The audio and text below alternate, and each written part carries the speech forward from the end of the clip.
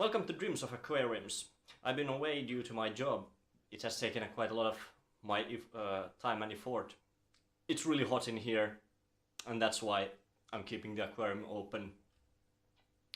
I've for the moment taken off the aeration, but usually I keep it on pretty hard.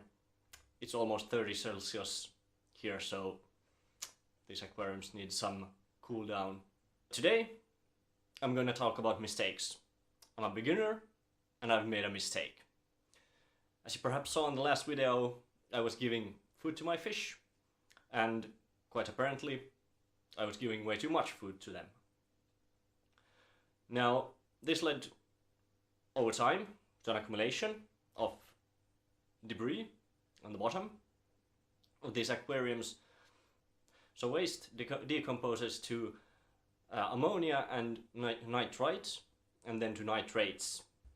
Now fortunately I have a good bacterial flora in this aquarium, and I don't really have ammonia or nitrite, but instead the nitrites were starting to get pretty high. This led to a lot of troubles in my aquarium, which I didn't quite understand what it was all about. So for example, my pH started dropping, or it dropped actually to 0, which led to problems with the pH. I mean, basically what pH is, it's different molecules, ions, that bind to acids so that the acids don't acidify the water.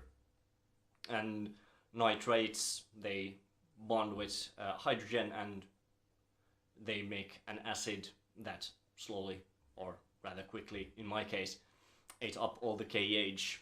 The KH isn't very high anyway in our tap water, so that led to problems. Got a low KH, got a lot of nitrates, the fish started suffering.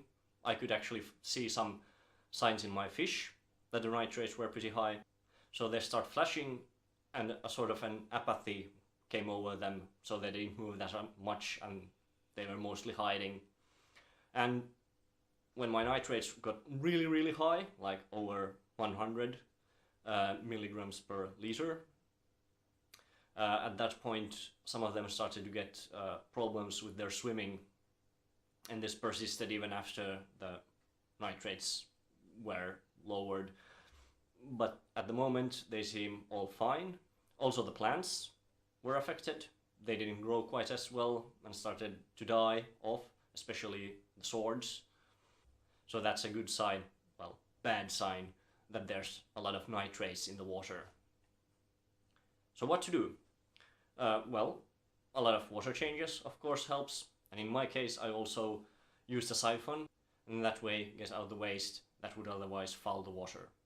I give a lot less food nowadays, only a little pinch to the tetras, and then perhaps 1 or 2 tablets for the bottom dwellers. This was my mistake, a beginner's mistake. Mistakes happen, but it still sucks. Now hopefully I will get more videos in the coming months. I'm trying to, again, rescape my aquarium a bit.